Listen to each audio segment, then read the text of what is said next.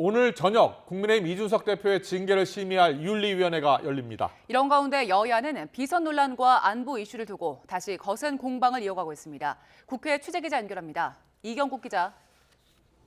네, 국회입니다. 네, 먼저 국민의힘 관련 내용부터 알아보겠습니다. 오늘 당 윤리위원회가 이준석 대표의 징계 문제를 논의하는데요. 이 대표도 직접 참석할 예정이죠?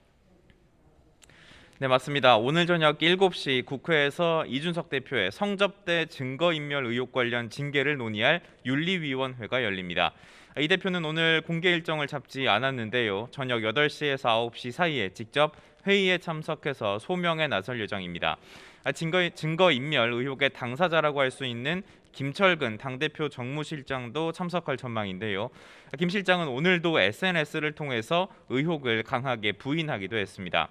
이 대표 역시 윤리위 뒤에 이른바 윤핵관이 있을 가능성을 언급하며 반발해온 만큼 오늘 회의에서 윤리위와 이 대표가 충돌할 가능성도 있습니다. 오늘 징계가 결정되지 않을 경우 이 대표가 윤핵관을 향해서 거센 반격에 나설 가능성이 점쳐지고요. 징계가 결정이 된다면 수위와 상관없이 정치적인 타격이 불가피하고 만약 당원권 정지 이상이 결정될 경우에는 거센 사퇴론도 일 것으로 보입니다. 정치적 후폭풍이 예상이 되는 가운데 이 대표가 재심을 요구하거나 법적 대응에 나선다면 이 혼란이 장기화할 수 있다는 전망도 나오고 있습니다. 네, 이런 가운데 여야는 서해 공무원 피격 사건 등 안보 이슈를 두고 공방을 이어가고 있죠. 네, 맞습니다. 어제 국민의힘 해수부 공무원 피격 사건 TF는 과거 문재인 정부의 사건 대응을 비판하며 서훈 당시 국가안보실장 등을 이 직무유기의 핵심 책임자로 지목하기도 했습니다. 공교롭게도 같은 날 국정원은 이 탈북어민 강제 북송, 서해 공무원 피격 사건과 관련해서 전직 국정원장이었던 서훈 전 실장 그리고 박지원 전 국정원장을 검찰에 고발했습니다. 국민의힘은 철저한 수사를 촉구하고 나섰지만 민주당은 윤석열 정부가 본격적인 정치 보복에 나섰다며 강하게 반발했습니다. 들어보겠습니다. 이 정권의 이 소위 권력기관, 검찰, 경찰, 국정원까지 완전히 과거로 돌아가고 있는 거죠. 지금 전 정권 인사들을 겨냥하고 있는 것이죠.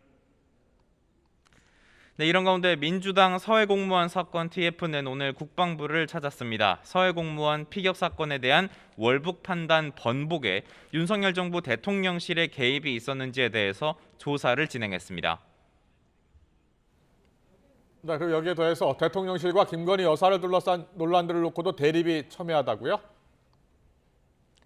네, 맞습니다. 앞서 대통령실 인사비서관의 배우자가 윤석열 대통령 나토 순방에 동행해서 김건희 여사를 수행한 것이 논란이 됐습니다.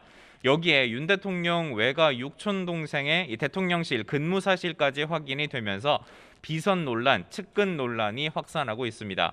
민주당은 비판을 쏟아냈는데요. 우상호 비대위원장은 라디오에서 김 여사를 통제할 사람이 없다. 체계를 잡지 않으면 큰 사고가 터질 거라고 지적했고요.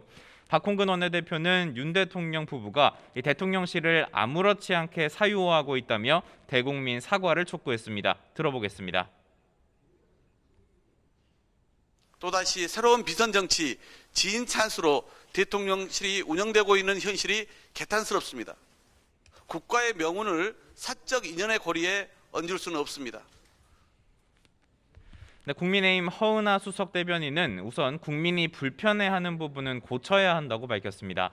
다만 이를 정치 싸움으로 몰고 가는 건 옳지 않다면서 민주당 역시 과거의 잘못을 돌아봐야 한다고 꼬집었습니다. 이어서 들어보겠습니다. 2018년엔 대통령 없이 김종숙 여사 단독으로 인도 순방 다녀오시지 않았습니까? 나만 정상이고 너는 비정상이다라고 말씀하지 않기를 바라는 마음입니다. 민주당에서는 국회 운영위원회에서 따져볼 문제라는 주장까지 나왔는데요. 이에 따라서 논란은 국회 정상화 이후에도 계속될 것으로 보입니다. 지금까지 국회에서 전해드렸습니다.